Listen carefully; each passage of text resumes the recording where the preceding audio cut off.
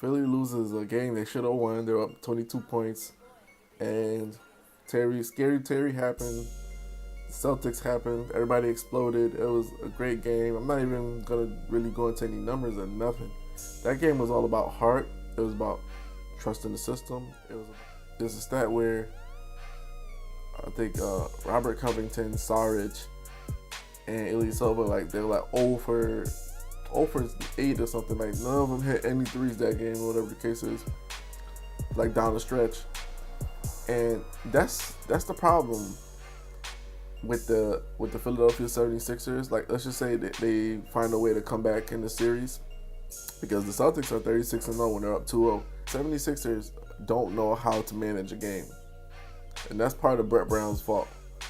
You know, they're up 20 and they see that they're coming back. Brett Brown doesn't call a timeout. And that's similar to what's happening in Toronto. Like, Toronto, when they make mistakes, Dwayne Casey doesn't reel them in. He only calls a timeout after the Cavs and took a lead or they hit a big shot or whatever.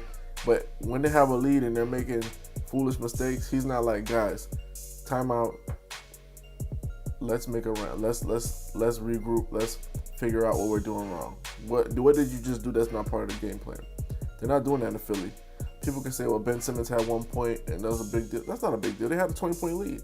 He still had 1 point then. He can struggle all he wants. It's just the fact that they didn't follow the game plan. They didn't stick to it. And they let the Celtics back in the game. They didn't defend really well. And they blew their chance to get a series split. You get up 20. That's split moment right there. You're up 20, 22. You milk the clock. You get great possessions. You pick and roll. You get Embiid in the post. You get Embiid at the elbow. Just run a few sets. If you run a few more sets with a 22-point lead, Celtics would have packed it in. But the fact that they kept trying to go fast and shoot quick threes, Bellinelli shooting threes, falling out of bounds, dog, that's not a good shot. That's not a good shot. But that's what happens, and now you're down 2-0 to a team that doesn't have Hayward, doesn't have Kyrie Irving. Jaylen Brown has a hamstring injury. Okay, listen, they don't have star players. You guys have one, and Star Embiid, Star and Simmons. You guys have your whole supporting cast, and you're down 2-0. Whose fault is that? You. You can say that it's the team. Well, you know what? And I'm gonna give a lot of credit to the Celtics. They did their thing. They did a lot of things. And I would say, hey, if it was a percentage of who was, the cause of the win of the game, I'm gonna give Celtics 60%. But that 40 or 55%, that 40 to 45%, that's the 76ers. You can't play basketball like that, guys. That's like playing pickup, and you have game point, game 11, you have game point, you're sitting on 10, and the team has 2. All you keep doing is jacking up threes, and all you need is 1 point. You don't need 3 points, you need 1 point. And basically you blow the entire lead and lose the game 11-10. That's what it is. 76ers basically shot themselves in the foot. They didn't run any sets. And they got outplayed and they got outcoached. And coaching is important. Like, people think like, oh, all you need is like great players and everything's gonna be fine. You can have all the great players you want. It doesn't matter. Coaching matters. You see this with the 76ers. They have star player and, young star rookie and Ben Simmons. Embiid, star player. It's considered star player in the league.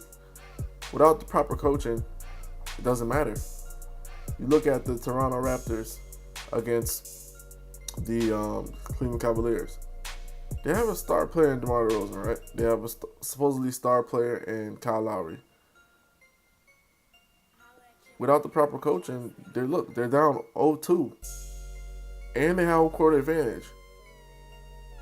Coaching matters. That's why when people say, oh, Phil Jackson's not a great coach. How is he not a great coach? He has 3 three-peats with 3 separate teams. Like, the Bulls changed up their team that second three-peat, guys. Then he went to the Lakers and went with a three-peat. Then he came back with Kobe with another team and back-to-back championships. You can't tell me that's not great coaching. Like it's only the star players. It's only star players. So how come all the other coaches aren't getting 3-peats and all this other crap? Red Auerbach, the Celtics were great, but Red Auerbach's a great coach, guys. You can't say it was only 4 teams in the league or this, that, and that there wasn't much competition. Well, even if it wasn't much competition, you would think if you play the same team over and over, you know what they're gonna do. You'll be able to stop it, right? So at some point in your career, couldn't stop it because the players were good and the coaching was great. You look at Greg Popovich, the way that he's been consistently get 50 wins a season, get his team to the playoffs. They have 5 chips. It's coaching, guys. He's turned regular players and put them in positions where they can be elite and score basketball and be great. Same thing with, like, if you look at the Lakers teams back in the early 2000s, Derek Fisher's not the best player in the world, but he was put in positions to be great by coaching. Robert Horry put in positions to be great by coaching. Glenn Rice, which is a great player, but put in positions to be great by coaching. What adjustments can you make? 76ers did not adjust to anything. They got the lead and they just kept trying to play the same way instead of just playing out the game. Now we have a lead. Now we can slow our pace. Now we can play a half-court sets. Now we can make the Celtics press into making mistakes, and now we get a bigger lead. It's just really sad how the teams that you expect to be great lack poise and coaching. And I'm telling you, this summer is going to be a lot of coaching changes. Mike Budenholzer, he picked the right time to get out of Atlanta. A lot of David Fizdale is going to be coaching the Knicks. A lot of guys are just waiting out. Mark Jackson's going to have a great time as well. He might get picked up. There's going to be a lot of coaching changes. A lot of these coaches, they don't know what they're doing. They don't know how to game plan properly. They don't know how to reel their guys in. And that's why 76ers is down 0-2. That's why the Raptors is down 0-2. This is the semis, guys. This is not little fish games. This is big fish. This is where the Sharks play at. You know what I'm saying? It's a wrap, guys.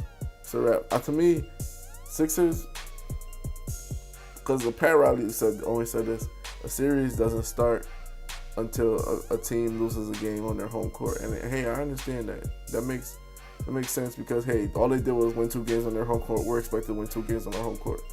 But in my opinion, Sixers losing this game the way that they did, the series might be over.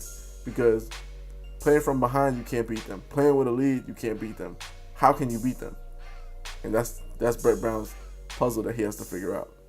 And from this standpoint, they can't beat them playing the way that they're playing.